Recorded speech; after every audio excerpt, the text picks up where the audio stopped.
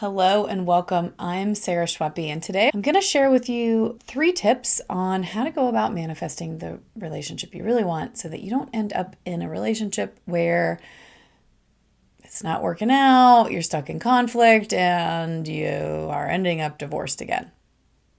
So early on when I was divorced, I found a course by Gay and Katie Hendricks called Manifesting Love or Manifesting True Love, something like that. And I remember taking that course thinking, okay, well, I'm ready. I want to start getting ready. And they really took us pretty deep. And I remember at some point thinking, oh God, I'm actually not ready. I'm so scared of finding the love that I really want. I'm so scared of finding a partner who's an equal and we're in big connection. So this is tip number 1 is to really decide, are you ready? Do you really want this right now? And one thing you can ask yourself is if you're just replaying in your mind how much you want a relationship, you want a conscious relationship, you want to meet somebody, what would you get if that relationship showed up? Is it adventure? Is it love? Because in the meantime, while you're waiting for that person to come into your life, I wonder if you could generate those things for yourself. So, tip number 1, are you really ready? Is this what you really want? And if so, okay, great. You know what you want.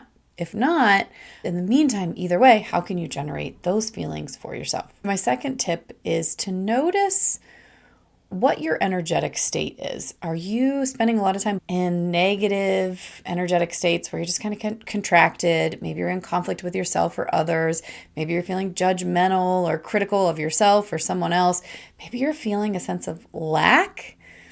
Any of this negative contracted stuff, if you're walking around in that, that's what we're radiating out into the world. So that could be why you're not generating what you really want, is because you're putting this vibe of scarcity, of lack, of I'm not good enough, of there aren't enough men out there, and there's nobody in my city, or I hate online dating.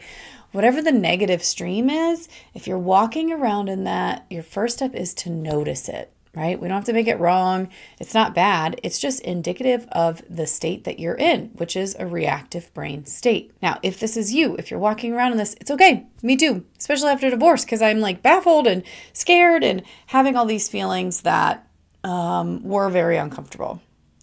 So the good news is there's all kinds of things you can do to shift out of those negative states. I have an SEW video you can watch. That's one of the best ways to shift. That can take you up into creativity, up into your essence, up into flow. But even before that, decide, do you want to shift? Are you ready? Are you willing? Maybe you're getting something out of staying in the funky state. I mean, I know I certainly was. I had to play the victim for a little bit after I was divorced. Like, why me? Why did this happen to me? Just gotta let those parts of myself have it. And then if you're willing, decide to shift. Now, this takes me to tip number 3, where once you've shifted and you're in an elevated emotion, an elevated level of consciousness or above the line in creative brain or your essence, what do you want from here? What is it that you really want in a partner? These are things like qualities. So loving, caring, fun, adventurous. Now, it's not to say you can't say you want somebody who has $1 million or somebody who has a job, I don't know, working at Merrill Lynch. But what if you got all the qualities you wanted and you left it up to the universe to decide the details of that? I know that when I was manifesting my current partner, I wrote a list very early on and then I just kind of left it there and then I wasn't totally ready. And then I did a lot of deep diving, clearing energy through. And when I finally was ready, I declared that to the universe. Okay, I'm ready for love. I'm ready for a relationship.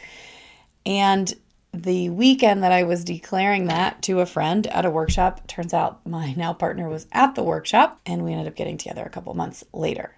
Now, I declared that from a place of essence. So when we're manifesting, when we're generating what we really want, to do it from a higher vibration, from a higher energetic state is everything, because now I'm radiating this out into the world. I want somebody who's loving and kind and family oriented and funny and creative. And I never would have guessed who showed up in my life. I was living in Ohio at the time. My partner lived in Colorado. He's 8 years older than me. He has 3 grown kids. I'm 42. I have 0 kids. He had a wildly different upbringing than I did, but we are aligned on basically every level in life. And had I have kept myself in scarcity and lack and reactive brain, thinking I got to find somebody close by. I don't know how I'm going to make it work if not. And I don't want somebody who has kids. Now, of course, that's preference to each individual, but I just opened up. I really opened up and I said, okay, universe, these are the qualities. I'm open to whomever you want to send. And I couldn't have asked for anything better. Now, what's really cool is my partner was also doing the same. In fact, our first conversation, we read our list to each other, and it was just magical how aligned we were with what we wanted. So my tip number 3 is create from a positive energetic state. And would you be willing, this is like bonus tip number 4, would you be willing to be open to the details, right? Get really clear about the qualities you want in a partner, and then where are you willing to be open? Where are you willing to be delighted? And to let this be an adventure that you're starting with the universe, wondering, oh my gosh, how is this person going to show up? Where are they going to show up? I wonder what they're like in physical form. And then I'm realizing I'm having more tips.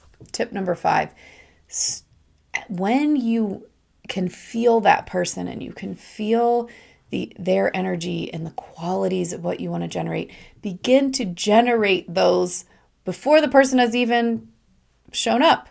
So I was doing this visualization where I kept seeing my partner in a very specific visual that was coming in. We were hugging in front of this kitchen sink and I couldn't see what he looked like. It was just a very specific feeling that I had, and I replayed this over and over, and he was apparently doing the same thing. And then early on when we were dating, I was out visiting him. We were hugging and dancing in front of the sink, and I had told him about this. He's like, is this your visual? And I'm like, oh, it is.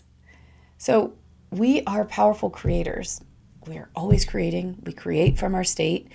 So if you're below the line, just know that that's what we're radiating, and it's not bad or wrong, but we do have the power to shift. And once you're above the line, get ready, because once you get clear, it is a magical, fun ride. Let me know what questions you have. I love talking about manifesting in relationship. It's so possible. Your person is out there. Can you trust that the universe wants what you want and wants the highest for you? Have a great day.